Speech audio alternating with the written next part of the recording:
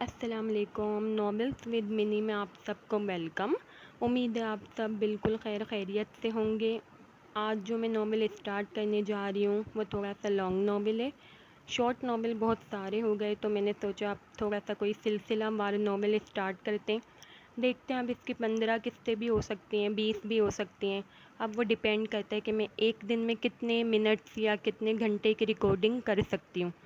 اور ویسے بھی کیا فائدہ جب آپ لوگ سبسکرائب ہی نہیں کرتے، تو کائنڈلی ایک سبسکرائب کے بٹن کو دبانے سے آپ لوگوں کا کچھ جائے گا نہیں، تھوڑا سا کر لیا کریں، حوصلہ افزائی ہوتی ہے۔ آئیے ناول کی جانب جاتے ہیں۔ میں یہ شادی نہیں کروں گی، نہیں چاہیے مجھے کسی کا احسان، ہرگز میں کسی سے شادی نہیں کروں گی، نہیں کروں گی میں یہ شادی بھی، نہیں دینی مجھے اپنی عزت کی گواہی کسی کو بھی، نہیں کر سکتی میں شادی۔ سرخ اور سیاہ جوڑے میں ملبوس وہ اسٹیج پہ کھڑے زور زور سے چلا رہی تھی۔ اس کا یہ سجا سمرا رنگ روپ، دو آتشہ حسن سمیت وہ نازک سی لڑکی خلاف عادت آج بڑے مجمع میں چلا رہی تھی۔ آج اس پہ جو گزری تھی وہ کسی قیامت سے کم نہ تھی۔ تو یہ کیا کہہ رہی ہو؟ تجھ میں کچھ سمجھ ہے؟ کون کرے گا تجھ سے شادی آج کے بعد؟ خود تو بدنام ہو چکی ہے، میری بیٹی کو بھی بدنام کر دے گی۔ آج کے بعد میں تجھے اس گھر میں نہیں رکھوں گی، کہہ دے رہی ہوں۔ ایسی لڑکیاں زندہ رہنے کے لائق ہی نہیں ہیں۔ تو مر کیوں نہیں گئی اپنی ماں کے ساتھ؟ پیچھے سے انیلا بیگم جو تماشا دیکھ رہی تھی، اس کا یہ روپ دیکھ کے اس کے قریب آئی تھی اور اس کی کلائی کھینچ کے اپنے سامنے کیا تھا۔ نہ جانے اس طرح کرنے سے کتنی چوڑیاں اس کی کلائی میں کھب چکی تھیں، لیکن اسے درد کا کوئی احساس نہ ہوا تھا۔ ان کے یہ لب چاقو کی طرح اس کے دل پر گھاؤ کر رہے تھے۔ میں نے کچھ نہیں کیا ہے۔ کیوں سمجھ نہیں آتی آپ سب کو؟ کیا کروں جو آپ سب کو یقین آ جائے؟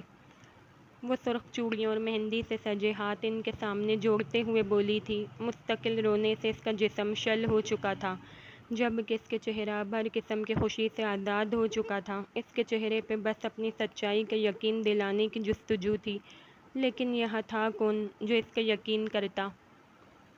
خیام، میری جان، اس کے ساتھ کھڑی اس کی اکلوتی سہیلی اس کے کندھے پہ اپنا ہاتھ رکھتے ہوئے اس سے بولی تھی اور اس کا ہاتھ پکڑ کے اسے اپنے ساتھ گھر کے اندرونی دروازے کی طرف لے گئی تھی۔ میں نے کچھ نہیں کیا سامیہ، تم تو جانتی ہو نا میں نے کچھ نہیں کیا۔ تم سمجھاؤ نا انہیں، یہ میرے ساتھ ایسا نہ کریں۔ میں کیسے کسی اور سے شادی کر سکتی ہوں؟ میں مر جاؤں گی یار، میں مر جاؤں گی، مجھ پہ کسی کو اعتبار ہی نہیں ہے۔ وہ کرسی پر ڈھہ سی گئی تھی۔ اس کا بس نہیں چل رہا تھا کہ جو کچھ دیر پہلے اس کے ساتھ ہوا تھا وہ کسی طرح صحیح کر دیتی، لیکن افسوس وہ کچھ نہیں کر سکتی تھی۔ تم اگر یہ شادی نہیں کرو گی تو تب بھی تمہیں یہ جینے نہیں دیں گے خیام ڈارلنگ، یہ تمہیں جینے نہیں دیں گے، یہ تمہیں مار دیں گے۔ اور تم کس کو اعتبار دلانا چاہتی ہو؟ ایک ایسے انسان کو جو تمہیں چھوڑ کے جا چکا ہے، جسے تم پہ ذرا برابر بھی اعتماد نہ تھا۔ تمہارے کردار پہ انگلیاں اٹھتی دیکھ کے وہ تمہیں بیچ راستے میں چھوڑ گیا ہے۔ بہتر ہے کہ تم اب جو ہو رہا ہے وہ کر لو، یہ لوگ تمہیں برباد کر دیں گے۔ وہ گھٹنوں کے بل اس کے سامنے بیٹھی اسے سمجھانے میں لگی پڑی تھی۔ آخر وہ اس کی مخلص دوست تھی۔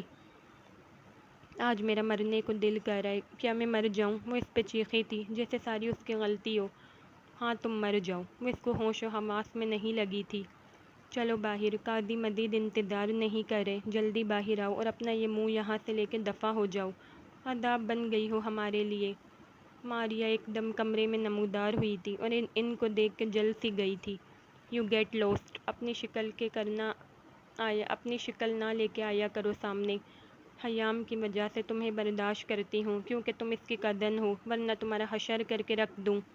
سامیہ خیام کے پاس سے اٹھتی اس کے پاس آئی تھی۔ کڑے تیوروں سے دیکھتے ہوئے اس نے ماریا کو اچھی خاصی سنا دی تھی۔ مت بھولو تم میرے گھر میں کھڑی ہو، یہ تو آج یہاں سے دفع ہو ہی جائے گی، لیکن آئندہ تم بھی اپنی شکل ہمیں مت دکھانا۔ ماریا کہاں کم تھی، انگلی اٹھا کے سے وارن کر کے لمحے میں واک آؤٹ کر چکی تھی۔ دیکھ لیا تم نے ان کا رویہ، دیکھ لیا، یہ سمجھتی کیا ہے خود کو؟ تم ان کو اعتبار دلانا چاہتی ہو۔ میں کہتی ہوں خیام، ابھی تک ہم نے جتنا وقت ساتھ گزارا ہے اس کی تمہیں قسم ہے کہ تم یہاں سے بھاگ جاؤ، تم یہاں سے اس جہنم سے خود کو دور لے جاؤ، ہماری دوستی کی قسم ہے تمہیں۔ وہ غصے سے بھپری خیام پہ چلائی تھی جس کا وجود ساکت ہو چکا تھا۔ سرخ آنکھیں دیوار پہ جمی تھیں۔ یار تو نے یہ کیا کر دیا ہے؟ تو اس طرح کیسے کسی انجان لڑکی سے شادی کرنے پر آمادہ ہو سکتا ہے، جبکہ اس کے کردار پہ کتنے لوگ یہاں انگلیاں اٹھا چکے؟ تو شیور ہے کہ تو یہ صحیح کر رہا ہے؟ دارم اس کے کندھے پہ ہاتھ رکھتا پوچھنے لگا تھا۔ کہنے کو وہ لوگ چھٹیوں میں لاہور آئے تھے اور انجانے میں ایک شادی اٹینڈ کرنے آ گئے تھے، لیکن یہاں تو ان کی کایا ہی پلٹ گئی تھی۔ آئی ایم دیم شیور دارم، I am them sure, I am right. دامن مسکرا کے اس سے گویا ہوا تھا۔ نہ جانے اس نے کچھ ہی لمحوں میں یہ فیصلہ کیسے کیا تھا، وہ نہیں جانتا تھا، لیکن وہ اپنی آنکھوں کے سامنے غلط ہوتے نہیں دیکھ سکتا تھا۔ کیسے وہ ایک لڑکی کے ساتھ ناانصافی ہوتے دیکھ سکتا تھا؟ تب ہی لمحے میں وہ یہ فیصلہ کر چکا تھا کہ وہ اس سے شادی کرے گا، اور ایسا ہی ہوا تھا۔ لیکن تیرے پیرنٹس نہیں مانیں گے۔ دارم جانتا تھا اس کا یار کبھی کوئی غلط کام نہیں کر سکتا تھا۔ اگر وہ اس سے شادی کرنے پر آمادہ ہوا ہے تو اس کے پیچھے یقیناً کوئی وجہ ہی ہوگی، لیکن اسے اس کے والدین کی فکر تھی، جن کی وہ اکلوتی اولاد تھا۔ تو میرے ساتھ ہے؟ دامن نے کچھ سوچ کے اس کا ہاتھ تھاما تھا۔ اینی ٹائم، اپنے ساتھ بھی ہوں اور تیرے ساتھ بھی میں ہوں، وہ ہنستا ہوا بولا تھا، جس پہ وہ نہ چاہتے ہوئے مسکرا دیا تھا۔ بس موم ڈیڈ کو تو ہی سمجھائے گا، میں نے کسی کی عزت بچائی ہے، وہ مجھے اپریشیٹ کریں گے۔ وہ شاید خود کو دلاسا دے رہا تھا۔ 28 سال کی عمر میں بھی ایک میچیور مرد ہونے کے باوجود بھی وہ والدین کا تابعدار تھا۔ یہی وجہ تھی کہ وہ اور اپنی ماں کی آنکھ کا تارا تھا۔ اس نے کبھی کوئی کام ان سے پوچھے بنا نہ کیا تھا، لیکن یہ اتنا بڑا دھچکا کیا وہ برداشت کر سکیں گے؟ اس سے آگے وہ کچھ نہ سوچنا چاہتا تھا، کیونکہ وہ سب کے سامنے زبان دے چکا تھا۔ اسے اپنی پرواہ نہیں تھی، لیکن اپنے کام کی پرواہ ضرور تھی۔ بلیک کلف دار شلوار قمیص میں ملبوس وہ اپنی وجاہت لیے شاندار لگ رہا تھا۔ کسی کے بلانے پر وہ آہستگی سے چال چلتا ہوا اسٹیج تک گیا تھا اور ان کے کہنے پر صوفے پر ایک جگہ ٹک گیا تھا۔ بیٹا، تم یہ بہت نیک کام کر رہے ہو۔ میں چاہتے ہوئے بھی کچھ نہیں کر سکتی، لیکن شاید تم بہت کچھ کر سکتے ہو۔ میں تو ملازمہ ٹھہری، کچھ کہوں گی فوراً نمک حرام کا طعنہ مل جائے گا۔ بوا، دامن جہاں بیٹھا تھا اس صوفے کے پاس ہی کھڑی تھیں۔ اس کے بیٹھنے پہ وہ قریب ہو کے اس کے کان میں بولی تھیں۔ بوا حیام کے گھر کی پرانی ملازمہ تھیں؟ جی، وہ مختصر کہہ کے رہ گیا تھا، جبکہ دارم اگلے ہی لمحے اس کے پاس موجود تھا، اس کے ہر قدم پہ ساتھ دینے کے لیے۔ اور پھر کچھ دیر بعد وہ اپنی زندگی کسی کے نام کر چکا تھا، ایک ایسی لڑکی کے نام کر چکا تھا جس کا وہ نام تک نہ جانتا تھا۔ وہ اب آزاد نہ رہا تھا، اب وہ بن چکا تھا ایک پاکیزہ رشتے میں، نکاح کے رشتے میں۔ 15 منٹ تک وہ اسے سمجھاتی رہی تھی، پیار سے بہلاتی رہی تھی، اس کے ساتھ بچپن سے لے کر اب تک کیا کیا نہ ہوا تھا۔ سامیہ دیکھتی آئی تھی، لیکن اب جو ہوا تھا اس سے وہ برداشت نہ ہوا تھا۔ وہ اپنی دوست کو اس جہنم سے بھی نکالنا چاہتی تھی۔ وہ نہیں جانتی تھی کہ وہ شخص کیسا ہے، کس طرح کا ہے، لیکن اس شخص سے 1000 گنا بہتر ہے جس سے حیام کی شادی ہو رہی تھی۔ وہ ایک مکار شخص تھا جسے صرف خوبصورتی سے دلچسپی تھی۔ شروع سے ہی حیام کا اس میں انٹرسٹ لینا سامیہ کو ناگوار گزرتا تھا۔ بہت دفعہ اس نے حیام کو سمجھایا تھا، لیکن وہ نہ مان سکی تھی۔ شاید یہ عمر ہی ایسی تھی، جس عمر میں وہ تھی اس عمر میں بہت سی لڑکیاں بہک جاتی ہیں۔ ابھی وہ محض 19 سال کی ہوئی تھی جب گھر میں اس کی شادی کے سلسلے شروع ہو گئے تھے۔ حیام اس سب سے خوش تھی، تو وہ اس کو خوش دیکھ کے چپ سی ہو گئی تھی، جبکہ وہ چاہتی تھی کہ حیام اس کے ساتھ یونی میں ایڈمیشن لے، لیکن اس نے سرے سے ہی انکار کر دیا تھا، جبکہ سامیہ اس کے انکار پہ اچھا خاصا جل کے رہ گئی تھی۔ وہ اس کو اچھے مقام پہ دیکھنا چاہتی تھی، لیکن پھر پچھلے سال اسے اکیلے ہی BBA میں ایڈمیشن لینا پڑا، جبکہ حیام پچھلے سال انٹر کرنے کے بعد اپنی پڑھائی کو خیر آباد کہہ چکی تھی۔ اس کی دائی کا جیسا سلوک تھا وہی دیکھ کے وہ خوفزدہ رہتی تھی۔ پری انجینئرنگ میں انٹر اس نے پرائیویٹ کیا تھا۔ آج سے 3 سال پہلے تک وہ آرام سے پڑھ لیتی تھی، لیکن جب وہ میٹرک میں تھی تب اس کے تایا کا انتقال ہو چکا تھا۔ ایک وہ ہی اس گھر میں تھے جو اسے تائی سے بچا لیتے تھے، لیکن اب وہ بھی نہ رہے تھے۔ آج اگر وہ ہوتے تو یقیناً اس کے ساتھ اتنا سب کچھ نہ ہوتا، لیکن شاید یہ ہی صبر ہوتا ہے۔ وہ اس کا چہرہ صاف کرتے ہوئے خود بھی رو رہی تھی۔ آج وہ اپنی دوست کو انجان شخص سے نکاح کرنے پر مجبور کر رہی تھی۔ اس کے چہرے پہ جمے آنسو دیکھ کے سامیہ کا دل پگھل رہا تھا۔ وہ خود بھی رو رہی تھی، لیکن وہ خوشی بھی محسوس کر رہی تھی کہ اس سب سے نجات مل رہی ہے۔ اسے بہت سمجھانے کے بعد، وہ اس کا تھوڑا سا میک اپ اور کرنے کے بعد اسے ایک بار پھر باہر لے آئی تھی۔ کب وہ حیام عباد سے حیام ابراہیم بنی اسے پتہ تک نہ چلا تھا۔ وہ اپنی قسمت پر ہنس بھی نہ سکتی تھی۔ تھینک گاڈ موم آفت گئی، ورنہ اس لڑکی نے میرا جینا حرام کر دیا تھا۔ نکاح ہوتے ہی ماریا نے سکون کا سانس لیا تھا۔ اس وقت وہ بلیک چولی اور ڈارک میرون شرارے میں ملبوس اپنا حسن لیے سب کے سامنے تھی۔ دوپٹہ لینا تو اس نے کبھی سیکھا ہی نہ تھا۔ میری بیٹی کے راستے میں کوئی نہیں آ سکتا تھا، جو آتا میں اسے زندہ بھی مار سکتی ہوں۔ انیلا بیگم شیطانی مسکراہٹ لیے بولی تھیں۔ وہ دونوں ماں بیٹی آج خوش تھیں، آخر مصیبت ان کے سر سے ٹل گئی تھی۔ ویسے لڑکا ایویں ہی لگتا ہے، اگر کوئی میل لڑکا یہ سب کرتا تو میں کبھی اس کو حیام سے شادی نہ کرنے دیتی، کیونکہ وہ اس قابل نہیں ہے۔ انیلا بیگم ابراہیم پہ ایک نظر ڈال کر بولی تھیں، جو چپ چاپ بیٹھا زمین کو گھور رہا تھا۔ شاید ان کی نظریں کمزور تھیں کہ وہ اسے پہچان نہ سکی تھیں، اگر پہچان لیتی تو کبھی حیام کو اس کا نہ ہونے دیتی۔ موم، ہی از لکنگ گڈ۔ وہ بھی اب اس کو گھور رہی تھی۔ خیر چھوڑے نا، جو مجھے چاہیے تھا وہ اب مل چکا ہے، اب وہ کیسا بھی ہو ہمیں کیا؟ وہ جان چھڑانے کے انداز میں بولی تھی۔ وہ تو سمجھی تھی یہ صرف نکاح ہے، لیکن جب اس نے رخصتی کا سنا تو وہ ایک بار پھر رونے لگی تھی۔ یہاں بھی وہ مجبور ہو گئی تھی۔ سامیہ کے گلے لگ کے وہ خوب رو رہی تھی۔ پلیز، ہمیں دیر ہو رہی ہے۔ دارم کتنی دیر سے انہیں روتا دیکھ کے گھڑی میں ٹائم دیکھتا ہوا بولا تھا۔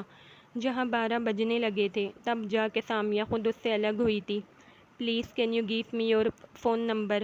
وہ دامن سے گویا ہوئی تھی، جو خاموش ہی تھا۔ اس کی پرسنالٹی دیکھ کے وہ انسپائر سی ہوئی تھی۔ اسے وہ کچھ مغرور سا لگا تھا۔ دامن نے نظریں سامیہ پہ گاڑی تھیں اور اس کا مطلب سمجھتا ہوا اپنا نمبر اسے نوٹ کرایا تھا، اور ایک نظر اپنی شریک حیات پہ ڈالتا اس کا نازک ہاتھ مضبوطی سے پکڑتا لون سے باہر نکلتا چلا گیا تھا۔ جیسے ہی اس نے اس کا ہاتھ پکڑا تھا، اسے کرنٹ سا لگا تھا۔ اس نے مزاحمت کی تھی چھڑوانے کی، لیکن وہ سب ضائع گئی تھی۔ گاڑی کا لاک کھول کے فرنٹ سیٹ پہ اسے بٹھایا تھا اور اس کا گھیر دار شرارہ اٹھا کے گاڑی میں ڈالا تھا اور گاڑی کا دروازہ زور سے بند کیا تھا کہ وہ ڈر سی گئی تھی۔ اسے اب ہوش آیا تھا۔ سوری اس کی طرف سے، ایکچولی وہ ابھی صدمے میں ہے کہ وہ سنگل سے ڈبل ہو گیا ہے۔ دارم اس سے سوری کرتا مذاقاً بولا تھا۔ خود سے انہوں نے یہ اسٹیپ لیا ہے، اب انہیں اپنی ذمہ داری اچھی طرح نبھانی ہوگی۔ وہ ایک دم اس کی بات پر غصے سے بولی تھی۔ اوکے، آپ کا پیغام اس تک پہنچا دوں گا، اب اجازت، ورنہ وہ اکیلے ہی چلا جائے گا۔ وہ جلدی سے کہتے لون سے باہر نکلا تھا اور گاڑی کی بیک سیٹ پہ جا کے بیٹھا تھا۔ بڑی جلدی بیوی کو فرنٹ سیٹ پہ جگہ دے دی، مطلب دامن صاحب آپ خوش ہیں؟ وہ حیام کو فرنٹ سیٹ پہ سکڑی سمٹی بیٹھا دیکھ کے تعصب سے سوچنے لگا تھا، اور اس کے بیٹھتے ہی ابراہیم نے گاڑی ہوٹل کی طرف بڑھا دی تھی۔ گاڑی ایک ہوٹل کے سامنے آ کے رکی تھی۔ اسٹیئرنگ پہ سے ہاتھ ہٹاتے وہ سیٹ پہ بیٹھا بیک ویو مرر سے نہ جانے دارم کو کیا اشارے کرنے لگا تھا۔ حیام کی موجودگی میں 1 منٹ میں ہی دامن نے اسے کیا بتایا تھا کہ وہ گاڑی سے اتر گیا تھا۔ سی یو سون بھائی، گڈ نائٹ۔ دامن نے جاتے ہوئے دارم کے پشت کو دیکھتے ہوئے جملہ کسا تھا۔ 2 منٹ صبر سے بیٹھنے کے بعد اپنے برابر میں بیٹھی لڑکی پہ نظر ڈالی تھی، جو سکڑی سمٹی گاڑی کے دروازے سے چپک کے بیٹھی تھی۔ جب اس کا رخ ونڈو کی طرف تھا، صاف اس نے ان دونوں کی موجودگی کو نظر انداز کیا ہوا تھا۔ دامن کو وہ شدید روٹھی ہوئی لگی تھی، خود سے بھی خفا لگی تھی، لیکن اس کو کیا؟ فالو می، وہ نخوت سے کہتا گاڑی کا فرنٹ ڈور کھولتا اس سے بولا تھا۔ حیام تب ہوش میں آئی تھی جب دامن کی طرف کا دروازہ زور سے بند ہوا تھا۔ اسے فالو کرنے کے لیے وہ زبردستی گاڑی سے اتر گئی تھی۔ وہ آگے آگے چل رہا تھا، جبکہ وہ اس کے 2 قدم پیچھے آہستگی سے چل رہی تھی۔ کیا مسئلہ ہے؟ ایکٹیو نہیں ہو؟ چلا بھی نہیں جاتا؟ وہاں سب کے سامنے چیخا تو جا رہا تھا۔ دامن کی طرف سے یہ پہلی چوٹ تھی۔ وہ اس کو کچھوے کی چال چلتا دیکھتا غصے میں آ گیا تھا۔ وہ اس سے کافی پیچھے تھی۔ پیچھے واپس جا کے اس نے اس کا مرمری ہاتھ سختی سے تھاما تھا اور تیزی سے کوریڈور سے چلتا بیڈ روم میں لایا تھا۔ Stay here, I will come back. وہ اس کو بیڈ پہ بٹھاتا آرام سے بولا تھا۔ 2 لفظ کہہ کے وہ کبرڈ کی طرف بڑھا تھا۔ الماری سے ایک بیگ نکالتا وہ ٹیبل پہ رکھ چکا تھا۔ اب وہ باتھ روم کی جانب بڑھا تھا۔ اس کے باتھ روم جانے کے بعد حیام نے نظریں اٹھائی تھیں اور کمرے میں نگاہ ڈالی تھی۔ یہ ایک ویل فرنش وائٹ ہوٹل کا روم تھا، لیکن اسے سمجھ نہ آیا تھا کہ وہ اسے ہوٹل کے روم میں کیوں لایا ہے۔ اسی طرح در بدر کی ٹھوکر ہی کھانی پڑے گی مجھے۔ سامیہ، تم ابھی نہیں جانتی آگے کتنی اور اذیتیں میں نے سہنی ہیں، کاش یہ سب نہ ہوتا جو ہوا ہے۔ وہ بے دردی سے گالوں پہ پھسلتے آنسو صاف کرتی سوچ رہی تھی۔ اس کا ذہن معاف ہو چکا تھا۔ 5 منٹ بعد باتھ روم کا دروازہ کھلا تھا، وہ باہر آیا تھا۔ بلیو ٹی شرٹ اور گرے ٹراؤزر میں وہ آرام دہ کپڑوں میں تھا۔ شیشے کے سامنے کھڑے بالوں میں ہاتھ پھیرتا وہ خود کو شاید کہیں جانے کے لیے ریڈی کر رہا تھا۔ میں آرڈر کر رہا ہوں، ویٹر کھانا لے کر آئے گا، ضرور کھا لینا، میں کچھ دیر میں آتا ہوں، اٹس اے میٹنگ۔ وہ ٹیبل پہ سے بیگ اٹھاتا اسے ہدایت کرتا بولا تھا، ساتھ ساتھ موبائل پہ کچھ نمبر بھی پش کر رہا تھا۔ اس کا کوئی بھی جواب سنے بغیر وہ پلٹ گیا تھا۔ تجھے شرم نہیں آئی؟ تو نے اکیلا چھوڑ کے یہاں آ گیا ہے یار، ایسا بھی کیا ضروری تھا یہ کام؟ اچھا نہیں کر رہے ہو تم، واپس جاؤ، ہم صبح ڈسکس کر لیں گے، ابھی تیری انہیں ضرورت ہے۔ دارم اسے ایک بار پھر اپنے سامنے بیٹھا دیکھ کے بولا تھا، جبکہ دامن ٹیبل پہ رکھے لیپ ٹاپ پہ نظریں جمائے نہ جانے کیا گھور رہا تھا۔ یار ابھی یہ کام بہت ضروری ہے، وہ سیف ہے وہاں، ابھی آرام کرنے کو کہہ کر آیا ہوں، کھانا بھی آرڈر کر دیا ہے، شی نیڈس سم ریسٹ، تبھی میں انہیں ڈسٹرب کرنے کے بجائے یہاں آ گیا ہوں۔ بہرحال یہ کام تیرے لیے نہ صحیح میرے لیے بہت ضروری تھا۔ وہ فون پہ نمبرز ڈائل کرتے بولا تھا، تم بہت ڈیش ہو دامن۔ ابھی دارم کچھ بولتا، دامن نے اسے بولنے سے منع کر دیا تھا۔ دوسری طرف فون اٹھا لیا گیا تھا۔ یا سر، آف کورس سر۔ دامن آرام سے سنتا، ان کی ہاں میں ہاں ملا رہا تھا۔ آئی نو سر، وہ پھر سے بولا تھا۔ دارم چپ سا بس اس کے چہرے پہ پھیلتے ضاویات کو جانچ رہا تھا۔ Sir I know how to perform next task, you don't worry, I am not asking you, I just want to tell you. اس کا لہجہ ذرا سا بگڑا تھا۔ ٹھنڈے رہو دامن، اس کا درشت لہجہ دیکھتے دارم اس کے ہاتھ کی پشت پہ ہاتھ رکھتا بولا تھا، I am ready sir, yes done. اب وہ فون بند کر چکا تھا۔ وہ ہمارے سر ہیں، اس طرح غصہ نہ کیا کرو، اس نے اسے سمجھانا ضروری سمجھا تھا۔ واٹ ایور، اس پکچر کو مارک کر دو اور اس پکچر کو بھی کر دو، کل اس کو ڈسکس بھی کرنا ہے۔ وہ لیپ ٹاپ اس کی طرف بڑھاتا بولا تھا، جبکہ دارم ان دونوں پکچرز پہ ریڈ مارکنگ کر چکا تھا۔ اب چلیں واپس، مجھے سونا ہے۔ دارم لیپ ٹاپ بند کرتے بولا تھا، چلو۔ وہ بھی اٹھ گیا تھا۔ دارم کے ساتھ میٹنگ کرنے کے بعد وہ واپس روم میں آیا تھا۔ جس طرح وہ بٹھا کے گیا تھا وہ اس طرح ہی ہنوس بیٹھی تھی۔ وہ اب تھک چکا تھا، نہ چاہتے ہوئے بھی غصے کو وہ دبا گیا تھا۔ وہ اب تک اس ہی حلیے میں تھی۔ وہ چینج کرنے باتھ روم کی طرف چل دیا تھا۔ آپ یہاں سے ہٹ سکتی ہیں، اپنے لیے کوئی بہتر جگہ تلاش کر لیں اور برائے مہربانی خود کو اس بوجھ سے آزاد کر لیں، مجھے الجھن ہو رہی ہے۔ کچھ دیر بعد وہ واپس آیا تھا۔ اب تک اسے بیڈ پہ برجمان دیکھ کے وہ تپا تھا۔ اس کے حلیے سے وہ ڈسٹرب ہو رہا تھا۔ اس کا سجا سنورا روپ جو اس کے لیے بالکل نہیں سجایا گیا تھا، لیکن اب وہ اس کے نام کے ساتھ بندھ چکی تھی۔ نہ چاہتے ہوئے بھی وہ اس کے دو آتشہ حسن اور حسین روپ سے گھائل ہو رہا تھا۔ اس کی کیفیت ان چند گھنٹوں میں بدل گئی تھی، اور دوسرا اس پہ بھرپور استحقاق، ہاں وہ ذرا دیر میں ہی تنگ ہو گیا تھا۔ خیام نے ایک نظر کمرے میں دوڑائی تھی، لیکن اسے بیڈ کے علاوہ کوئی ایسا فرنیچر نظر نہ آیا تھا جس پہ وہ آرام سے سو سکتی۔ کیا یہ مجھے پل پل بے عزت کرنے کے لیے اپنے ساتھ لایا ہے؟ کیا ان کے ساتھ بھی گھٹ گھٹ کے رہنا پڑے گا؟ اس کی آنکھیں حد درجہ جل رہی تھی۔ اپنی قسمت پہ وہ کافی دیر سے رو رہی تھی۔ ایک دم سے سب بدل گیا تھا۔ جس کا نام بھی نہ پتا تھا اس کے ساتھ وہ بن چکی تھی۔ اسے نہیں پتا تھا کہ سامنے کھڑے شخص نے اس سے کیا سوچ کے شادی کی۔ بہرحال وہ اب اس کا شوہر تھا۔ کیا یہ بھی مجھے بیچ راستے میں چھوڑ دیں گے؟ میں یہیں سوں گی، اگر آپ کو کوئی جگہ اس کمرے میں اپنے لیے معقول لگتی ہے تو آپ وہاں سو سکتے ہیں۔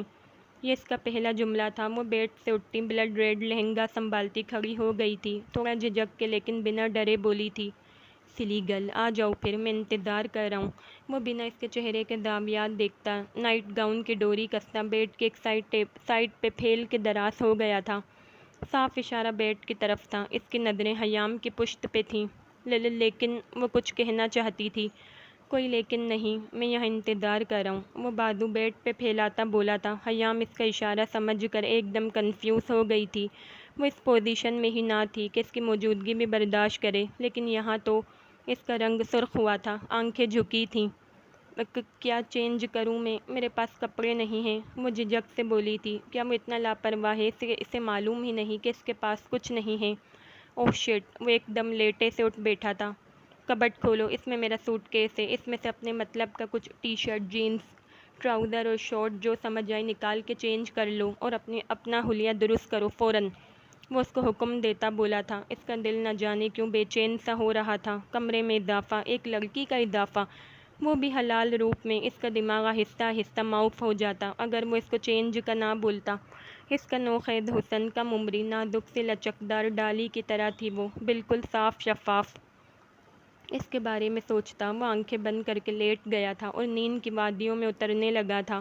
وہ اپنے مطابق اس کے بتائے ہوئے کپڑوں میں ڈھونڈنے لگی تھی، کچھ بھی اسے اپنے مطابق نہ لگا تھا۔ سب مردانہ کپڑے اس کے سائز سے بہت بڑے تھے۔ بالآخر ایک بلیک ٹی شرٹ اور ٹراؤزر لے کر وہ باتھ روم کی طرف چلی گئی تھی۔ آدھے گھنٹے بعد وہ اپنے برائڈل ڈریس کے بڑے سے دوپٹے میں خود کو چھپاتی باہر آئی تھی، کیونکہ شرٹ کی آستینیں چھوٹی اور گلا گہرا تھا۔ ایک غلط نگاہ ڈرتے ڈرتے اس نے بیڈ پہ ڈالی تھی، لیکن وہ اب تک سو چکا تھا۔ ایک سکون کا سانس اس نے خارج کیا تھا۔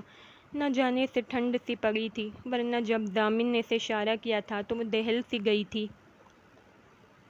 ٹیبل پہ ڈریس رکھ کے وہ آہستگی سے قدم اٹھاتی بیڈ کی دوسری جانب آئی تھی اور بالکل کونے پہ لیٹنے کے انداز میں بیٹھ گئی تھی۔ گولڈن نائٹ میں ہم ساری باتیں کریں گے، ساری رات جاگیں گے۔ ساری رات کون جاگتا ہے برہان؟ یار سب جاگتے ہیں، بلکہ ہم ہر رات بہت سی باتیں کیا کریں گے، ہر رات بہت اسپیشل ہوگی۔ دور کہیں سے اس کے کانوں میں آوازیں گونج رہی تھیں، اس کی آنکھوں سے آنسو ایک بار پھر پھسلنے لگے تھے۔ تم کبھی ناراض بھی ہوا کرو گے تو بجائے تمہیں منانے کے میں خود تم سے ناراض ہو جاؤں گا، تاکہ الٹا تمہیں منانا پڑے۔ ایڈیٹ، لگ کے تھوڑی ناراض ہوتے، تم کیوں ناراض ہوگے؟ ذہن خیالوں سے بھرا پڑا تھا، سسکیاں اس نے روکنا چاہی تھیں۔ تکیے میں منہ چھپا کے وہ دبی آواز میں رونے لگی تھی۔ کیا سوچا تھا اور کس طرح اس کے ساتھ ہوا تھا؟ تمہیں واقعی مجھ پہ یقین نہ تھا؟ مار دیا ہے تم نے مجھے، کسی پہ بھروسہ لائق کرنے نہیں چھوڑا مجھے۔ وہ خود سے جنگ کرتی رونے میں مصروف تھی۔ چاروں طرف گھپ اندھیرا کیے وہ کمرے کے بیچوں بیچ زمین پہ بیٹھا ہوا تھا۔ I hate you Hayam, I hate you. تم نے مجھے دھوکہ دیا ہے، کتنی محبت کی ہے میں نے تم سے۔ تمہیں تو سب سے بچا کے اپنے پاس رکھنا تھا کہ سرد ہوا بھی تمہیں چھو کے نہ گزر سکے۔ تم نے میری پیٹھ میں ہی چھرا گھونپ دیا۔ سر کو ہاتھوں میں گرا کے وہ دبی دبی آواز میں گر گڑا رہا تھا۔ کسی طرح اس کو سکون نہیں آ رہا تھا۔ ایک دم سے اٹھا تھا اور بیڈ کی طرف بڑھا تھا۔ اپنا سیٹ حلیہ تو ویسے ہی بگاڑ چکا تھا، لیکن کمرے کو سیٹ دیکھ کر وہ جلا تھا۔ جب وہ خود برباد ہو چکا تھا تو یہ کمرہ آباد کیسے دیکھ سکتا تھا؟ بیڈ کے چاروں اطراف لگی گلاب کی لڑیوں کو اس نے جھٹکے سے اتار کھینچا تھا اور زمیں پہ بکھرایا تھا۔ بیڈ پہ بچھی لال خوبصورت چادر کو بھی کھینچ ڈالا تھا۔ سارے تکیے اٹھا کے ڈریسنگ کی طرف پھینکے تھے۔ کتنے حسین خواب دیکھے تھے اس رات کے!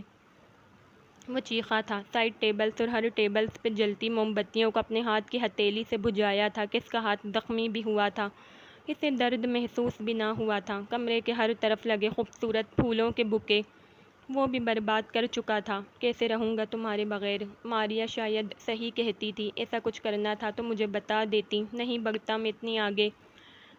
جتنا خوش تم مجھے نظر آتی تھی، کبھی لگا تو نہیں ہمیں کہ ایسا کچھ بھی ہو سکتا ہے؟ لیکن میں کس طرح تم پہ یقین کرتا یار؟ تم نے خود کو تو برباد کیا ہی ہے، مجھے بھی جینے لائق نہیں چھوڑا۔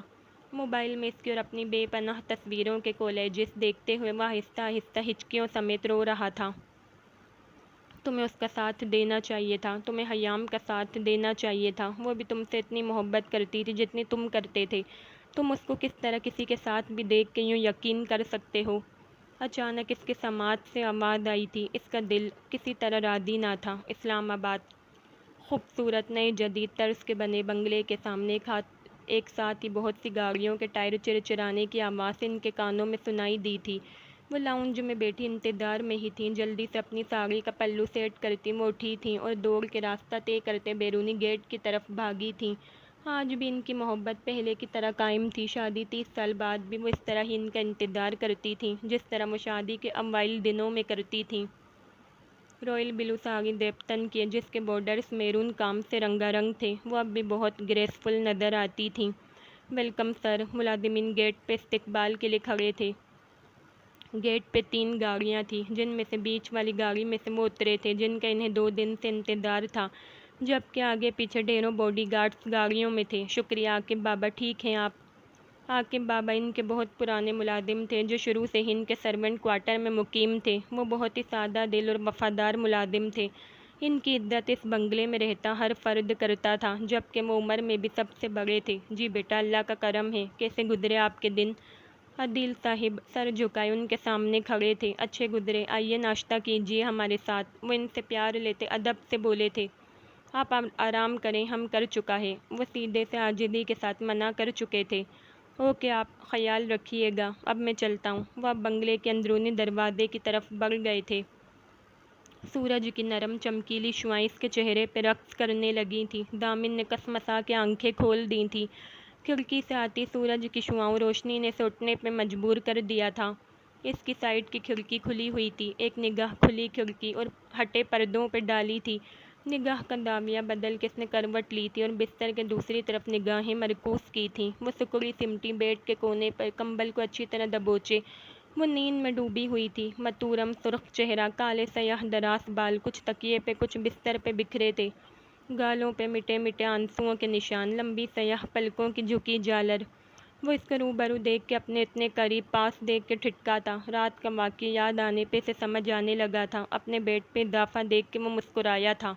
چند منٹ اس کے وجود پہ غور کرتا اس نے نگاہوں کا زاویہ آخر بدل ہی لیا تھا۔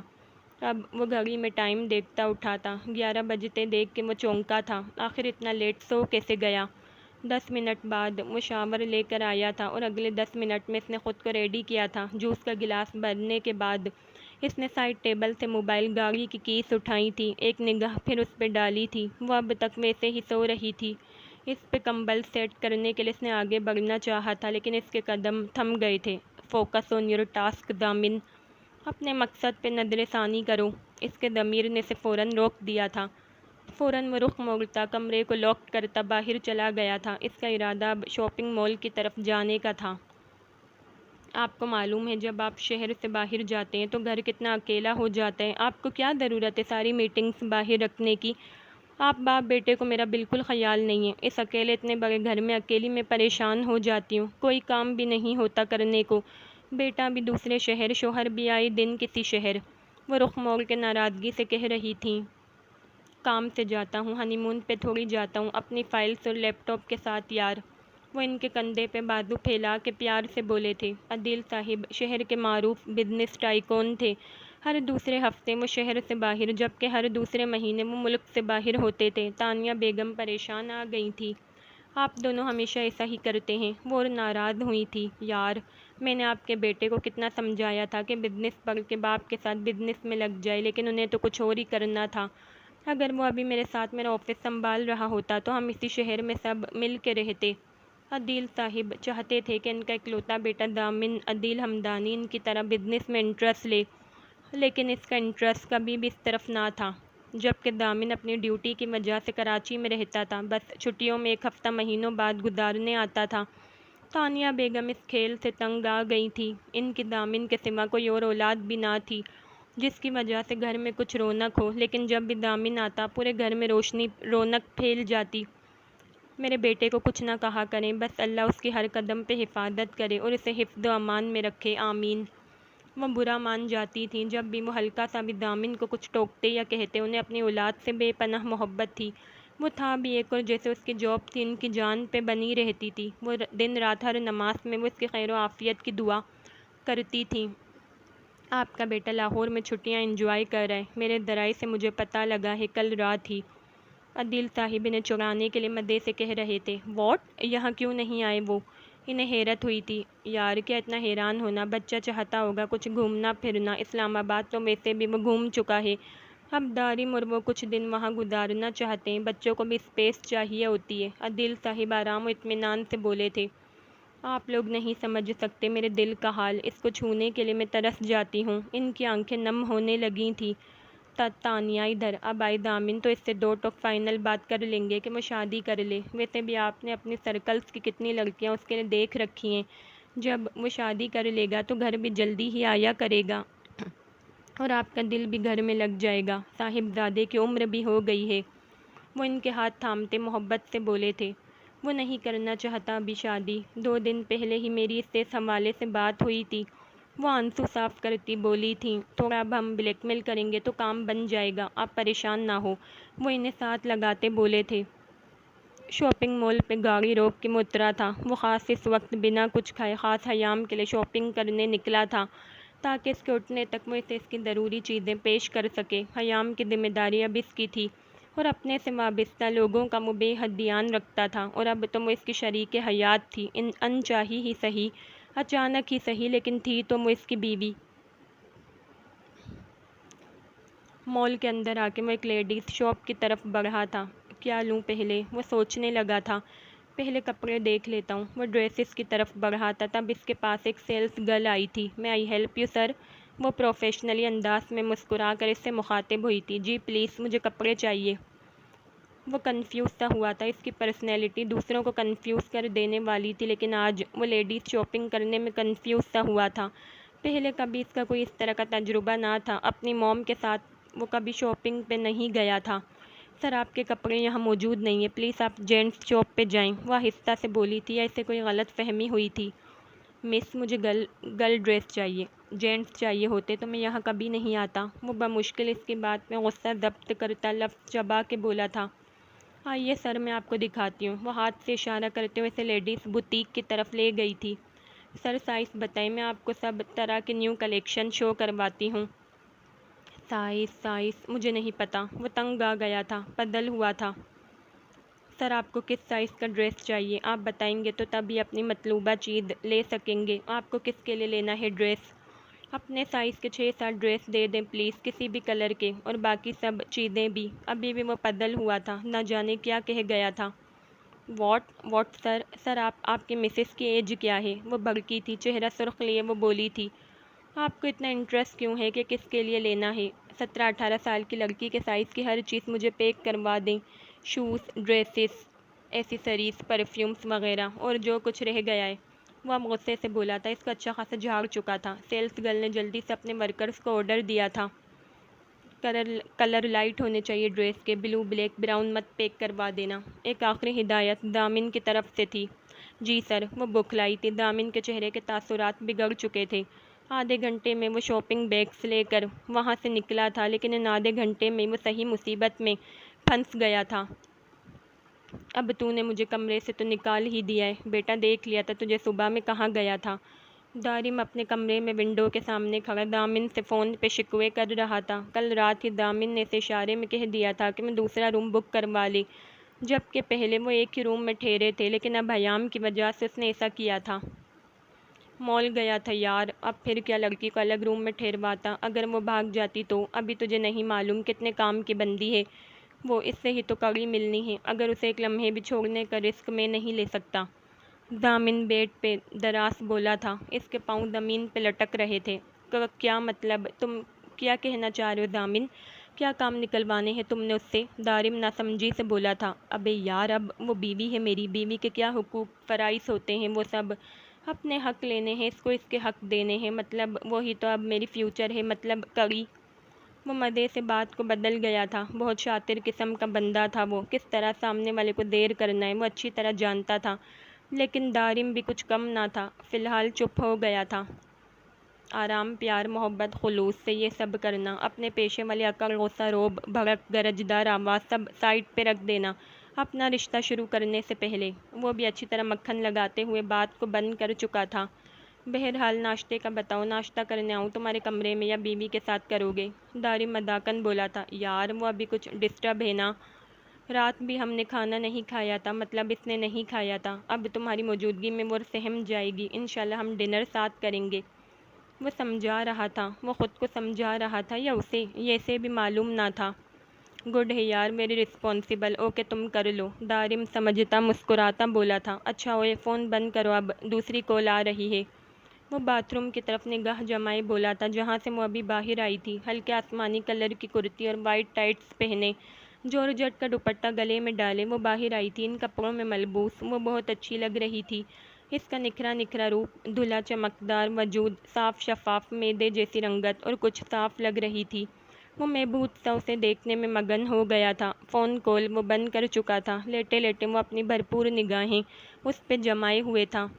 حیام اس کی نظروں کی تپش اپنے وجود پہ محسوس کرتے اچھی خاصی گڑبڑا گئی تھی۔ کتنا مشکل تھا اس کا کسی بالکل انجان بندے کے ساتھ رہنا، کس قدر انجان بندہ اس کا شوہر تھا، اسے تو اس کا نام بھی نہ معلوم تھا۔ وہ جورجٹ کے درا سے دوپٹے کو کندھوں پہ اچھی طرح پھیلا کے من بھر کے قدم اٹھاتی مرر کے سامنے آئی تھی۔ اس کا وجود لرز رہا تھا، مشکل سے کپ کپاتے ہاتھوں سے اس نے برش تھاما تھا، گیلے نم بالوں کو اس نے پکڑا تھا اور کندھے سے ہٹا کے آگے کیا تھا اور انہیں سلجھانے لگی تھی۔ وہ لاپرواہ سا کٹھور شخص اسے دیکھنے میں محو تھا، اب اس کی نظر حیام کی گیلی پشت پہ تھی۔ وہ خود پہ قابو پاتا اٹھا تھا اور مرر کی طرف اس کے قدم اٹھ گئے تھے۔ حیام نے ایک نظر مرر سے اس پہ ڈالی تھی، وہ مستقل اسے ہی تک رہا تھا اور اب اسے یہاں آتے دیکھ کر اس کے وجود میں سنسنی سی دوڑ گئی تھی۔ وہ لاپرواہ سا السلام علیکم۔ وہ مرر پہ اس کے سامنے مقابل کھڑا ہو گیا تھا۔ وہ اس طرح کھڑا ہوا تھا کہ سارا مرر چھپ گیا تھا۔ اتنے لمبے پہاڑ جیسے وجود کو حیام سامنے دیکھ کے خجل ہوئی تھی۔ اس کا وجود ڈھیلا سا پڑا تھا، ہیئر برش چھوٹ کے نیچے گر گیا تھا۔ سلام کا جواب دینے کے لیے بھی اس کا منہ نہیں کھلا تھا، لفظ جیسے کہیں کھو گئے تھے۔ السلام علیکم، مارننگ، سوری، نائس نون۔ وہ اس کے قدموں میں جھکتا ہوا برش اٹھانے لگا تھا جب حیام ذرا سا پیچھے ہوئی تھی۔ سفید نرم گداز پاؤں نازک سے چپل میں قید، جن پہ پہلی بار دامن کی نظر پڑی تھی۔ وہ برش اٹھاتا سیدھا ہوا تھا اور دوبارہ اس سے کہا تھا۔ وہ کیا نہ کرتی، بمشکل سرسبات میں ہلاتی سے سلام کا اشارے سے ہی جواب دے گئی تھی۔ زبان تو اس کے سامنے گنک سی ہو گئی تھی۔ کیا تمہاری زبان غائب ہو گئی ہے؟ رات والی تیدی کہاں گئی؟ وہ تنزیہ کہتا اس کے سامنے برش کرتا بولا تھا، جو حیام نے فوراً ہی تھام لیا تھا۔ اس کے کسے جملے پہ وہ مزید دمی میں گر گئی تھی۔ اپنا کام جاری رکھو، ابھی میرا تمہیں کھانے کا بالکل ارادہ نہیں ہے، 2 منٹ میں ناشتے پہ آؤ۔ وہ ہاتھ سینے پہ باندھتا ہوا بولا تھا۔ اس کی موجودگی میں حیام کے ہاتھ ہی رک گئے تھے، لیکن وہ جانے کا نام بھی نہ لے رہا تھا۔ بمشکل وہ بولی تھی، مجھے نہیں کرنا ناشتہ۔ وہ نظریں جھکا کے چہرہ ذرا سا موڑ کے بولی تھی، کیا مجھے کیا نہیں کرنا؟ وہ ایک دم اس کی مخملی نازک کلائی اپنے ہاتھ میں جکڑتا بولا تھا۔ اس قدر تیزی سے پکڑ کر اس نے جھٹکا دیا تھا کہ حیام کا رخ دوبارہ اس کی طرف ہوا تھا۔ بولو، کیا نہیں کرنا؟ وہ جب کچھ نہ بولی تو وہ طیش میں آیا تھا۔ ناشتہ۔ وہ اس پہ تیز آواز میں لیکن اٹک اٹک کے اپنا لفظ مکمل کر پائی تھی۔ ایک بار پھر بولنا ذرا، کیا نہیں کرنا؟ وہ اس کی کلائی چھوڑ کے اس کے گرد اچانک حصار باندھتا بولا تھا کہ وہ اس کے ایک دم سینے سے آ لگی تھی۔ نہیں کرنا مجھے ناشتہ، just go to hell with your breakfast فاسٹ۔ وہ اس کی گرفت میں مچل کے رہ گئی تھی۔ آنسوؤں کی لڑی اس کی آنکھوں سے ٹوٹ کے گرنے لگی تھی، لیکن وہ ہار نہ مانی تھی۔ دامن کا یہاں صبر ختم ہوا تھا۔ لفظ ہیل پہ اس کا دماغ کا میٹر گھوم گیا تھا۔ You non sense. اگلے ہی لمحے دامن نے اسے اپنی گرفت سے آزاد کیا تھا۔ ضبط کے مارے اس کا چہرہ سرخ انار کے مانند ہو گیا تھا۔ اس کا دل کیا تھا 2-4 تھپڑ اس کے منہ پہ جڑ دے، لیکن خود پہ صبر کرتا ہوا وہ اپنی ذلت سہ گیا تھا۔ یہ پہلی دفعہ تھا کہ کسی لڑکی نے اس کو اس انداز میں ایسے لفظ کہے تھے، جو کرنا ہے کرو، بھاڑ میں جاؤ۔ غصے سے کہتا، خونخوار نظر اس پہ ڈالتا، وہ کمرے سے باہر چلا گیا تھا۔ دروازہ اتنی بری طرح بند ہوا تھا کہ وہ ڈر سہم گئی تھی۔ منہ پہ ہاتھ رکھ کے اس نے خود کو رونے سے روکا تھا، لیکن وہ خود پہ قابو نہ رکھ سکی تھی۔ برہان، گیٹ اپ مائی مین۔ وہ دھڑام سے اپنی ملکیت سے دروازہ وا کرتی اس کے کمرے میں داخل ہوئی تھی۔ آخری 2 لفظ وہ دل میں بولی تھی۔ محبت لہجے میں پرو کے وہ آگے بڑھی تھی جہاں وہ آڑا ترچا بیڈ پہ سو رہا تھا، کمبل بھی آدھا زمین پہ تھا اور آدھا بیڈ پہ۔ ماریا نے کمرے میں نظر ڈالی جو پوری طرح بکھرا ہوا تھا۔ یہ سب دیکھ کے اس کے دل میں ٹھنڈک سی پڑی تھی۔ وہ اس کے سرہانے بیٹھ گئی تھی۔ گیٹ اپ یار، شام ہو رہی ہے۔ وہ اس کے بالوں میں ہاتھ پھیرتی پیار و محبت سے بولی تھی۔ وہ ایک دم گھبرا کے اٹھا تھا۔ تم؟ وہ ایک دم اٹھ بیٹھا تھا، کمبل کو دور اچھالا تھا۔ ہاں میں، اب اٹھ بھی جاؤ، ناشتہ تو ساتھ نہیں، کم از کم شام کی ہی چائے ساتھ پی لیتے ہیں۔ وہ نرمی سے بولی تھی۔ تم یہاں سے جاؤ، تم کس کے ساتھ آئی ہو؟ میرا دل نہیں کر رہا کچھ بھی کھانے پینے کو، جسٹ گو۔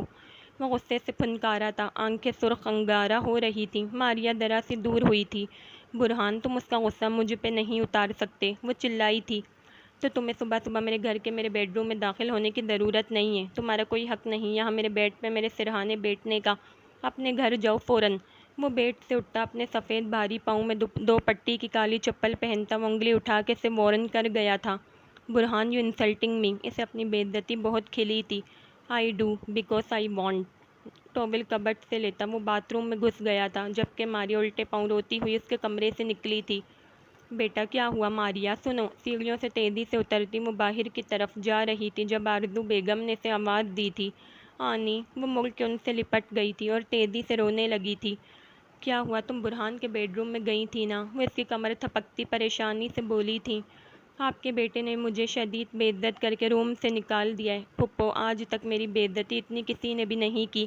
کتنا برا بھلا کہا اس نے مجھے۔ میں تو اس کا خیال کرتے ہوئے اس کی خیریت پوچھنے وہاں گئی تھی۔ وہ مزید روتے ہوئے بیچ میں بولی تھی، بیٹا تمہیں معلوم ہے نا وہ کتنا ڈسٹرب ہے، میں نے تمہیں انکار کیا تھا وہاں جانے سے، اور ابھی تم اتنا مائنڈ نہ کرو، وہ ابھی بہت پریشان ہے، اس نے دل سے تمہیں کچھ نہیں کہا۔ وہ اس کو سمجھا رہی تھی، انہوں نے بہت منع کیا تھا لیکن وہ اپنے نام کی ایک تھی، منع کرنے کے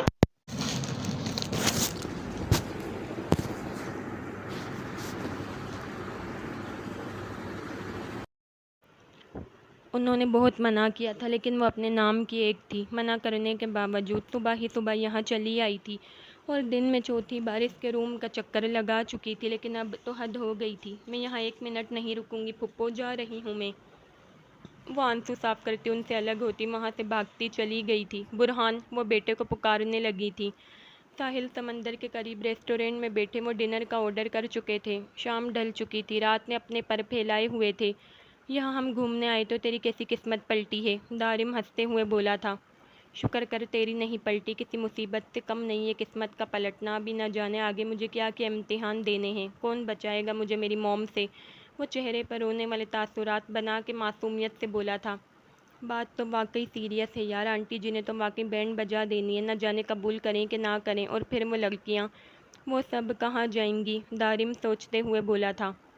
موم ہے، بیٹے کی جاب، خوشی سب سمجھ جائیں گی۔ دامن نے خود کو دلاسا دیا تھا۔ تو مطلب تو خوش ہے؟ دارم تعجب سے بولا تھا۔ نارمل ہوں جیسے تھا کل، پتہ نہیں ہوا کیا تھا مجھے، لیکن کرنی تو تھی نا ایک دن، ایسے کر لی تو کیا برائی ہے؟ ویسے بھی اب میرے سارے مطلب اس سے ہی نکلنے ہیں۔ دامن اپنی دلی کیفیت اسے بتا رہا تھا۔ اللہ آگے بہت بہتر کرے گا، تجھے یہاں لانا چاہیے تھا انہیں ڈنر پہ، اب ہم گھومنا جاری رکھیں گے تو اس کا مطلب یہ تھوڑی ہے کہ وہ کمرے میں بند رہیں گی، ان کو بھی ساتھ لے کر چلیں گے۔ دارم کو اچھا نہ لگا تھا کہ حیام کو اس نے ڈنر پہ نہیں لیا تھا۔ یار وہ لڑکی کبھی نہ آتی، صبح ناشتہ کرنے کا بولا تو مجھے پہ اتنی زور سے چلایا، میں نے کس طرح خود کو ضبط کیا ہے تم جانتے ہوگے، ورنہ میرا ہاتھ اٹھتے دیر نہ لگتی۔ اسے پھر غصہ آنے لگا تھا۔ یار کنٹرول رکھنا، اتنا بڑا چینج ہے، وہ ڈسٹرب ہے، پریشان ہے، الجھی ہوئی ہے، اور سب سے بڑی بات تمہیں جانتی بھی نہیں وہ، تھوڑا وقت لگے گا۔ دارم نے اسے سمجھانا چاہا تھا لیکن دامن بھڑک گیا تھا۔ تو کیا میں اسے جانتا ہوں؟ مجھے تو اس کا نام تک نہیں معلوم، یہ بھی نہیں پتہ کتنی عمر ہے، کتنا پڑھی ہوئی ہے، کیا کرتی تھی، کیسا بیک گراؤنڈ ہے، میں بھی تو رسپانسبل بندہ ہوں نا۔ صبح تک میں نے سب اس کی رسپانسبلٹی پوری کر دی تھی، بدلے میں مجھ پہ ہی وہ الٹ رہی، کون کرتا ہے آج کل اتنا سب؟ وہ شیر کی طرح بھپرا بیٹھا تھا۔ تو یہ سب اب تک تم نے پوچھا بھی نہیں؟ نام، عمر، تعلیم، بیک گراؤنڈ، اسٹیٹس، سب پوچھنا گھر جا کر ہی؟ مجھے سب پتہ لگ گیا تھا کہ آپ صبح کب کہاں گئے تھے، یو نو نا، تمہیں ٹریس میں کس طرح کر لیتا ہوں۔ دارم مسکرا کے بولا تھا، کسی کو یوں ٹریس کرنا، ہیک کرنا میرے بائیں ہاتھ کا کھیل ہے۔ بہرحال ابھی ہوٹل جائیں گے تو دیکھتا ہوں، چلو جلدی چلتے ہیں، اس نے کل رات سے کچھ نہیں کھایا ہوا، اسے احساس سا ہوا تھا۔ بہرحال وہ جتنا سخت بنتا تھا اتنا ہی نرم دل اس کا نرم تھا، اور ویسے بھی اپنے سے وابستہ لوگ اس کو بہت اہم تھے۔ اب پہلے ہم بھر لیتے ہیں پھر جائیں گے، بائی دا وے خطرے کی خبر ہے، دارم بولا تھا۔ کیا؟ ویٹر ان کا کھانا لے آیا تھا، دامن بولا تھا۔ یار وجیہہ اکیلے ریٹ پہ چلی گئی ہے، اس کے ساتھ جو ٹیم ہے اس میں سب نیو بندے، اب مجھے شدید ٹینشن لگی ہے، اسے کچھ نقصان نہ ہو۔ دارم فکر مندی سے بولا تھا۔ وہ بہت نڈر اور بہادر ہے، جس قدر ہم لگن محنت سے ایک ٹاسک کو انجام دیتے ہیں، اس سے ڈبل وہ لڑکی اپنے ٹاسک اور اکیلے بہادری، لگن، محنت، جستجو سے انجام دینے کی کوشش کرتی ہے، اور اب بھی اس نے ایسی چیزیں ڈیٹا پروف کے لیے سیو کی ہوں گی تمہیں معلوم بھی نہیں، بہت نالج ہوگی اس کے پاس، تب ہی وہ اکیلی پرفارم کرنے گئی ہے۔ دامن فخر اور محبت سے بولا تھا۔ واپس آتی ہے تو تینوں ایک وارم پارٹی کریں گے، وہ فورک سے سنگاپورین رائس کو کھاتے ہوئے بولا تھا۔ وجیہہ کو ہم کتنا یاد کریں، ہائے اسے ہچکیاں نہ آنے لگ جائیں، دامن ہنستے ہوئے بولا تھا۔ تب اس کا فون بجنے لگا تھا، انجان نمبر دیکھ کے اس نے یس کا سلپ کیا تھا۔ دامن عدیل ہمدانی اسپیکنگ، جو اس کو لبوں سے لگائے وہ اکڑ کے بولا تھا۔ السلام علیکم، نسوانی آواز ابھری تھی۔ وعلیکم السلام، فرمائیے، وہ اپنے روبدار لہجے میں بولا تھا۔ میں سامیہ بات کر رہی ہوں، مجھے میری دوست سے بات کرا دیں۔ دوسری طرف سے بات آئی تھی۔ کون سامیہ؟ کون سی دوست؟ اسے بالکل یاد نہ آیا تھا۔ جس سے آپ کی کل شادی ہوئی ہے اس کی دوست، کیا آپ ہی ہیں؟ مجھے تو آپ کا نام بھی نہیں معلوم صاحب، وہ ایک دم چلا کے بولی تھی۔ میری شادی نہیں ہوئی تھی، میں نے شادی کی تھی۔ کریکٹڈ، دامن نے تصحیح کی تھی۔ دارم کے کان فون کی طرف ہی تھے، وہ سمجھ چکا تھا کس کا فون ہے۔ آپ نے احسان نہیں کیا تھا شادی کر کے مسٹر مائنڈڈ، خود آپ آگے بڑھے تھے۔ کریکٹڈ، ایک لمحے میں سامیہ نے اسے جھاڑ کے رکھ دیا تھا، وہ بتکا تھا۔ جسٹ شٹ اپ، بالکل شٹ، اسے غصہ آیا تھا۔ جی بالکل آپ شٹ ہو سکتے ہیں، میری دوست کو فون دیجیے۔ وہ باز نہ آئی تھی۔ دامن نے بنا کوئی سیکنڈ ضائع کیے فون کاٹا تھا اور موبائل بھی پاور آف کر دیا تھا۔ دامن یہ کیا تھا؟ دارم کو برا لگا تھا۔ کچھ نہیں، ابھی کہاں سے فون دیتا، ہوٹل جا کے خود کال کر لوں گا۔ وہ نظریں جھکایا کھانے میں مصروف ہو گیا تھا، لیکن سامیہ اس کا خوشگوار موڈ بگاڑ چکی تھی۔ کراچی، یس سر۔ آفیسر، دامن کو کل سے ڈیوٹی جوائن کرنے کے آرڈرز دے دیجیے، میں کل انہیں یہاں ضرور دیکھنا چاہتا ہوں، وہ بلند آواز میں کہتے آفس سے باہر چلے گئے تھے۔ رات 10 بجے وہ تھکا ہارا دارم کے ساتھ ہوٹل میں پہنچا تھا۔ اسے شدید آرام کی طلب ہو رہی تھی۔ دارم کو گڈ نائٹ کہتا وہ اپنے روم کی طرف بڑھا تھا جو کہ ان لاکڈ تھا۔ اسے یاد آیا تھا کہ وہ صبح غصے میں دروازے کو لاک کرے بنا ہی چلا گیا تھا۔ دروازے کا نوب گھماتے ساتھ ہی کھل گیا تھا۔ بہرحال وہ روم کے اندر آ گیا تھا۔ کمرے میں بالکل خاموشی چھائی ہوئی تھی، چاروں طرف اندھیرا تھا۔ سوئچ بورڈ سے اس نے لائٹ کے بٹن پش کیے تھے، سارا کمرہ روشنیوں میں نہا گیا تھا، لیکن اس قدر خاموشی سنسان کمرے نے اسے چونکا دیا تھا۔ ایک عدد وجود جو اس کے ساتھ اب اس کمرے میں ٹھہرا ہوا تھا، وہ اسے کمرے میں کہیں نظر نہیں آیا تھا۔ وہ تیزی سے الماری کی طرف بڑھا تھا جہاں اس کے سارے صبح کے لائے ہوئے ڈریسز پیک ہی پڑے تھے۔ وہ جلدی سے باتھ روم کی جانب بڑھا تھا۔ باتھ روم بھی لاک نہ تھا، وہ باتھ روم میں بھی نہ تھی۔ اس کے ہاتھ پاؤں 2 منٹ کے اندر پھول گئے تھے۔ وہ پریشان ہوا تھا، ڈر اس کے پورے وجود میں پھیل چکا تھا۔ کہاں ہو تم؟ وہ روم میں تیز آواز سے چلایا تھا۔ الٹے پیر وہ کمرے کے باہر بھاگا تھا۔ دارم کے روم کے سامنے کھڑے ہو کر اس نے روم کا دروازہ بہت بری طرح پیٹا تھا۔ کیا ہوا دارم ایک دم گھبرایا تھا۔ یار وہ کیا ہوا دامن؟ وہ اسے کمرے کے اندر لایا تھا۔ یار وہ لڑکی، میری بیوی، وہ لڑکی گئی کمرے میں نہیں ہے، کہیں بھی نہیں ہے۔ دامن کی حالت 2 منٹ میں بہت ٹچی ہو گئی تھی، جبکہ دارم کے ہوش اڑ گئے تھے۔ اتنی جلدی یہ سب تو نہ سوچا تھا انہوں نے۔ کیا کہہ رہے ہو یہ تم؟ کہاں جائے گی وہ؟ دارم کو اس کی حالت پہ شک ہوا تھا۔ ابے نہیں ہے، وہ کہیں بھی نہیں ہے، جا کہاں سکتی ہے وہ؟ دامن کو اب غصہ آنے لگا تھا۔ جتنا وہ دونوں تھکے ہوئے تھے، انہیں سخت آرام کی طلب تھی۔ وہ دونوں روم سے باہر نکلے تھے۔ دارم تم ہوٹل میں چیک کرو، میں باہر چیک کرتا ہوں، ابھی زیادہ دور نہیں گئی ہوگی۔ دامن گاڑی کی چابی جیب میں سے نکالتا ہوا بولا تھا۔ وہ کہتے ساتھ ہی باہر کی جانب بڑھا تھا۔ لفٹ سے وہ ڈائریکٹ نیچے آیا تھا۔ لوگوں کا ہجوم اس وقت بھی بہت تھا، سب بیٹھے ہوئے گہما گہمی ڈنر میں مگن تھے۔ تیزی سے بھاگتا ہوا وہ ایگزٹ کی طرف بڑھا تھا۔ گارڈن میں بھی ڈھیر سارا ہجوم تھا۔ اس ہجوم میں وہ کس سے کیسے تلاش کرتا، اسے سمجھ نہ آیا تھا۔ آس پاس اس نے نظر دوڑائی تھی، لیکن کہیں سے وہ نظر نہ آئی تھی۔ وہ کیسے کس سے پوچھتا، اس کے پاس تو اس کی ایک عدد تصویر بھی نہ تھی۔ لسن پلیز ہیلپ می، ایک ویٹر کو اس نے روکا تھا جو جوس کی ٹرے لیے گارڈن میں لگی ٹیبلز کی طرف بڑھ رہا تھا۔ کیا آپ نے ایک لڑکی کو دیکھا ہے؟ چھوٹی سی تھی، بلیو، ہاں لائٹ بلیو کلر کے سوٹ میں تھی، کیا وہ کہیں نظر آئی آپ کو؟ وہ پریشانی سے بولا تھا۔ نو سر، وہ مختصر بول کے آگے بڑھ گیا تھا، جبکہ دامن اپنا ماتھا مسلتا رہ گیا تھا۔ نہ جانے وہ کتنے لوگوں سے اس طرح پوچھ چکا تھا، لیکن کسی کا جواب پازیٹو نہ ملا تھا۔ ہوٹل سے باہر نکل کے وہ گاڑی میں بیٹھا تھا۔ آہستگی سے ڈرائیو کرتے وہ ہر جگہ دیکھ رہا تھا، تب اس کی سماعت میں آواز سنائی دی تھی۔ وہ سرعت سے گاڑی روک کے اترا تھا۔ چھوڑو مجھے، چھوڑ دو، ایک لڑکا اس کی طرف بڑھتا ہوا آگے آیا تھا جب وہ زور سے چلائی تھی۔ یہی آواز دامن کے کانوں سے ٹکرائی تھی اور وہ اس تک پہنچنے کے لیے بھاگا تھا۔ ایسے کیسے، اتنی جلدی کیوں؟ ابھی تو ہم نے، دوسرا لڑکا شیطانی مسکراہٹ اپنے کالے چہرے پہ سجائے اس کا دوپٹہ کھینچتا ہوا بولا تھا اور زمین پہ پھینکا تھا جب حیام کی ایک زوردار چیخ ہوا میں گونجی تھی۔ اس نے اپنے ہاتھ منہ پہ رکھے تھے۔ اس کی کالی بھیگی ہوئی آنکھیں حیرت سے کھلی کی کھلی رہ گئی تھیں، آنسوؤں سے اس کا سارا چہرہ تر تھا۔ وہ آنکھیں میچ کے زور زور سے چلانے لگی تھی، لیکن یہ ایک سنسان جگہ تھی۔ تبھی دامن وہاں پہنچا تھا اور اپنی آنکھوں کے سامنے منظر دیکھ اس کے ہاتھ پاؤں پھول گئے تھے۔ دہین براؤن آنکھوں میں سرخیاں اتر آئی تھیں۔ تیزی سے آگے بڑھ کے اس نے اپنے شریک سفر کو اپنی لیدر کی بلیک جیکٹ اتار کے اس کے اوپر ڈالی تھی اور ایک ہاتھ اس کی کمر میں ڈال کے اسے خود سے لگایا تھا۔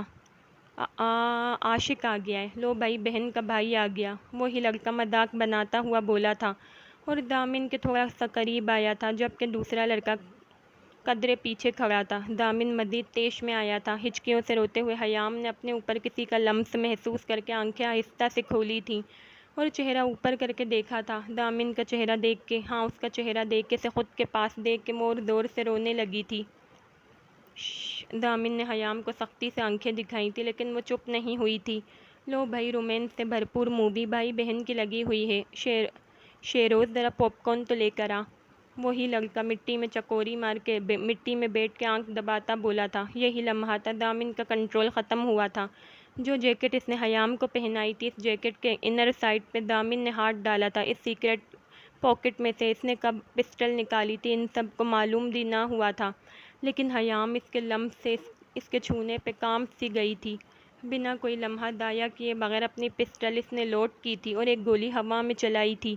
وہ دونوں لڑکے ایک دم چونکے تھے، جبکہ بیٹھا ہوا لڑکا جھٹکے سے اٹھ گیا تھا۔ اس کی آنکھیں حیرت سے کھلی کی کھلی رہ گئی تھیں، جبکہ حیام جھٹکے سے دامن سے علیحدہ ہو گئی تھی۔ اس کے ذہن و گمان میں بھی نہ تھا کہ وہ یہ سب سامنے دیکھ سکے گی۔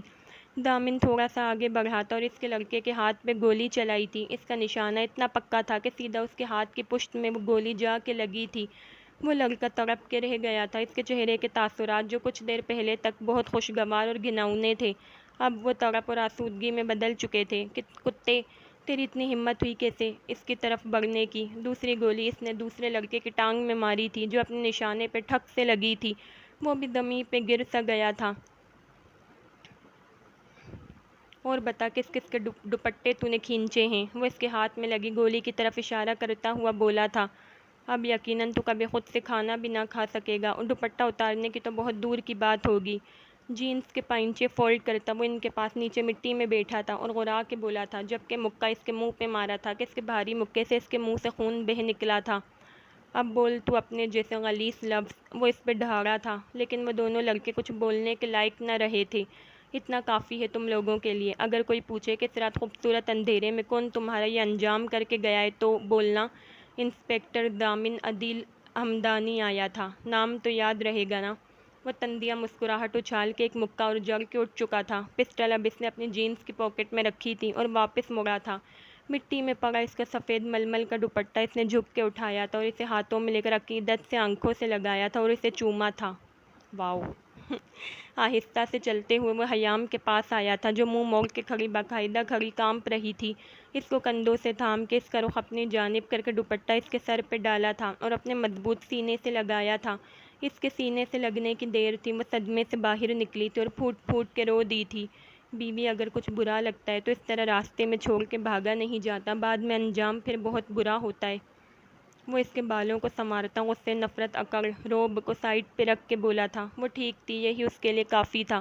مجھے امید ہے آئندہ ایسا قدم نہیں اٹھاؤ گی۔ اس نے اس کو الگ کیا تھا اور اپنے مقابل کھڑا کیا تھا۔ اور اگر اٹھاؤ گی تو جو ان کا حال کیا وہی حال تمہاری ٹانگوں کا بھی ہوگا، اور تم نہیں جانتی ابھی کہ میں کتنے اپنے اصولوں کا پکا ہوں۔ اس لیے آئندہ میرا نہیں صرف اپنا خیال کر لینا، مجھ سے بھاگ کے تم دنیا کے کسی کونے میں بھی نہیں چھپ سکتی، میری پہنچ ہر کونے تک ہے، سمجھ آ گئی؟ وہ اس کا جھکا چہرہ اپنے ہاتھوں میں تھامتا اوپر کرتا ہوا بولا تھا۔ ہاں یا نہ؟ وہ اب اس پہ دھاڑا تھا، نرمی اپنی جگہ لیکن رعب اپنی جگہ۔ ہاں، وہ سر زور زور سے اسبات میں ہلاتی اٹک اٹک کے بولی تھی۔ اس کے اوسان سارے خطا ہو چکے تھے۔ اس کا قرب حیام کو درد میں مبتلا کر رہا تھا۔